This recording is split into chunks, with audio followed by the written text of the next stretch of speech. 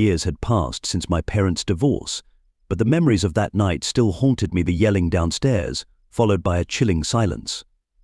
Mom had caught Dad cheating, and the separation was swift. Mom moved out soon after, leaving me in a house that grew emptier with each passing day. Dad didn't stick around much, always busy with work trips, and even when he was home, he was barely present. That left me with Emily, my stepmom, who, by all accounts, should have left my father long ago, but she never did. Emily was different at 63. She possessed a grace that women half her age couldn't match. She was beautiful in a subtle, understated way, with a quiet confidence that drew people in, even me. I couldn't pinpoint when my feelings for her began to shift.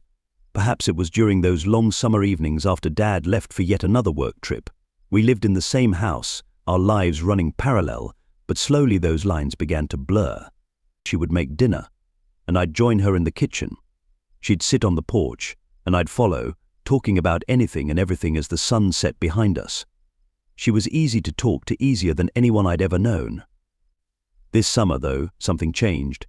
I couldn't stop noticing her smile, the sound of her laughter, and how it made my chest tighten. She was stunning, even in her 60s, but it wasn't just about her looks. She was magnetic, and the more time I spent with her, the harder it was to ignore my thoughts. One evening we sat together in the living room.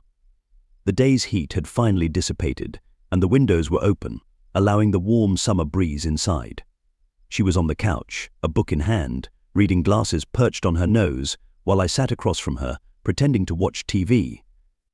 "You've been quiet lately," she said, not looking up from her book. Her voice was soft, as if she sensed something was on my mind but didn't want to press. I swallowed, unsure how to respond. She was right, I had been quiet. I didn't know how to talk to her about my feelings. She was my stepmom, and she had been part of my life for as long as I could remember. I wasn't supposed to feel this way. "I guess I've just had a lot on my mind," I said, avoiding her gaze. She finally looked up, her eyes meeting mine. "Anything you want to talk about?" she asked gently. I shook my head, knowing there was nothing I could say aloud. But she kept looking at me, and suddenly the room felt smaller, the air heavier. I shifted in my seat, trying to dispel the tension that was building between us. I couldn't help but notice her, how her figure was more defined in her snug blouse. My desire to reach out, to touch her, grew stronger. "You know you can talk to me, right?" she said, her voice softer now. She smiled, a small, knowing smile that made my heart race. It was a smile that made me wonder if she already knew. I nodded but couldn't find the words. Instead, I got up, mumbling something about needing fresh air before stepping outside. As I stood on the porch, the cool breeze hit my skin, but it did little to calm my nerves. I leaned against the railing, staring at the stars, my mind racing between what was right and the pull I felt toward her. I was drawn to someone I shouldn't be, someone my father had brought into my life. But despite my efforts to suppress it, I couldn't stop thinking about her. She made me feel things I wasn't supposed to, but she was my stepmom, and no matter how beautiful or charming she was, I couldn't let myself go there. One afternoon, I sat in the backyard, gazing at the lake as the sun cast a golden glow over the water. My mind was on how everything had gone wrong. Claire, my girlfriend, had left an hour ago after another fight, and it felt like it might be our last. She was 19, impulsive, still finding herself, while I was lost, not knowing where I stood. "I don't get you, Jake," she'd said in frustration. "One minute you're all over me, and the next it's like I don't exist." I wanted to care the way she needed me to, but our relationship felt shallow, lacking depth. Every time I tried to connect emotionally, she'd brush it off, eager for the next thrill. It wasn't her fault, she was just young. But her immaturity made it hard for me to feel anything real. She didn't understand what I needed, and I didn't know how to explain it to her. I had been distant, more than I liked to admit, and I knew why. My thoughts kept drifting back to Emily, my stepmom, the way she made me feel grounded, understood, without needing constant validation or attention.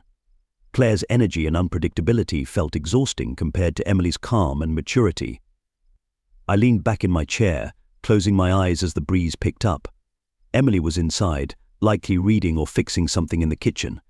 With Dad away on yet another work trip, it was just the two of us, and the more time I spent with her, the harder it was to ignore my feelings. Claire wanted constant excitement, but it wasn't enough for me anymore. I realized more and more that it wasn't Claire I wanted to be with, it was Emily. Claire's selfishness in our relationship, especially in bed, left me unsatisfied. As I sat there, memories of Emily flooded my mind. I couldn't stop thinking about her, the way she understood things without me having to say a word. She was nothing like Claire. She had lived a life full of experiences that I could only imagine. Her wisdom and maturity pulled me in, and with her, I didn't have to pretend. I felt truly seen and understood in a way that Claire never could offer. My feelings for Emily scared me. I knew it was wrong, but I couldn't help being drawn to her. Then one day a sudden rainstorm hit, drenching everything outside. I watched from the window as the rain pounded against the glass, creating a calming rhythm. Dad had left earlier that day on another business trip, leaving me alone, or so I thought. The front door swung open, and Emily rushed inside, soaked from the rain, her hair clinging to her face, water droplets sliding down her neck. She cursed softly, shaking off her raincoat, and I watched her from the corner of the room, my breath catching. I hadn't even realized she had gone out, but now she was back, drenched, her clothes clinging to her in a way that was impossible to ignore. She stood there, soaked from the rain, her blouse clinging to her curves, and gave me a shy smile as she brushed wet strands of hair from her face. "Got caught in the storm," she said, shaking her head slightly. I didn't think it would rain this hard, I nodded, struggling to find my voice, my gaze fixed on her as she kicked off her shoes and made her way to the kitchen, her drenched clothes sticking to her body. I tried not to stare, but it was impossible. Her shirt hugged her figure, highlighting every curve against the damp fabric. It was overwhelming. "You must be hungry," she called out, pulling me from my thoughts. "How about I make us something to eat?" "I'll toss these clothes in the dryer first," I mumbled a response, something like "yeah, sure," though I wasn't entirely aware of what I was agreeing to. My heart pounded, and I could feel my face flush. She disappeared upstairs to change, and I let out a breath I hadn't realized I was holding. I sat at the dining table, trying to push the image of her from my mind, but it lingered. It wasn't the first time I'd noticed her like that, but tonight felt different. Maybe it was the rain or the fact that we were alone, but the tension that had been building for weeks now hung between us like a heavy fog. Minutes later, she returned, now in dry leggings and a loose shirt. It should have made things easier, but it didn't. She still looked stunning, her damp hair pulled back in a loose bun, her skin glowing from the rain. She moved effortlessly around the kitchen, grabbing ingredients from the fridge and setting them on the counter. I watched her every move, the way her hips swayed as she went from the stove to the sink, softly humming a tune I didn't recognize. She wasn't even trying, yet she held all my attention. "Pasta okay?" she asked, glancing over her shoulder. "Yeah, that's fine," I managed, my voice tighter than I'd intended. I shifted in my chair, trying to focus on anything but her, but the more I tried not to look, the harder it became. She was unlike anyone I'd ever known, so poised, so confident, even in the simplest moments like cooking dinner. She exuded this effortless grace. At one point she caught me staring, and I thought she might say something, but instead she just gave me that soft, knowing smile that sent chills down my spine. "The rain's really coming down," she said, breaking the silence as she stirred the pot on the stove. "Looks like it's going to last all night," I nodded, swallowing hard, my mouth dry and my mind a tangled mess. What was I doing? Why couldn't I stop thinking about her like this? She set the plates on the table and sat across from me. The rich aroma of garlic and herbs filled the room, but I could barely taste the food. My mind was too focused on her, how close she was, how easy it would be to reach out and touch her hand. We ate in silence, the sound of rain filling the space between us. I wanted to speak, to break the tension that hung in the air, but I couldn't find the words. She seemed so calm, as if nothing was out of the ordinary, but for me, every moment felt heavier, like I was being drawn into something I wasn't ready for. After dinner, she got up to clear the dishes, and I couldn't help but watch her again. The way her shirt lifted slightly as she reached for the plates, revealing a glimpse of skin just above her waistband, it was impossible to ignore. "Thanks for keeping me company tonight," she said softly, her voice cutting through my thoughts. She turned to me, her eyes lingering a little longer than they should have. Anytime I whispered, my voice barely audible. As she walked past me to the sink, Her hand brushed against my shoulder, sending a spark through me. She didn't say a word, didn't even pause, but I knew she felt it too. The rain continued to pour outside, but inside, everything felt different. I sat there, the sound of the storm still pounding against the windows, and my mind drifted to Claire. I couldn't help it, she was my girlfriend, or at least that's what she was supposed to be. But sitting here with Emily, something gnawed at me. There had never been a spark with Claire not like this. Sure, Claire was sweet, fun even, always full of energy and eager to drag me into some impulsive adventure. But there was something missing between us, something I hadn't been able to name. At first I convinced myself it was just a phase, that Claire and I needed more time to figure things out. But sitting here, feeling this magnetic pull toward Emily, I realized it wasn't about time, it was about connection, or the lack thereof. I wanted to get closer to Emily, to feel that energy again, the way my heart sped up when she smiled at me, the way my skin tingled when her hand brushed against mine, even accidentally. With her, I felt more alive, more aware of myself than I ever did with Claire. I glanced at Emily as she stood at the sink, her back to me, and felt a tightness in my chest.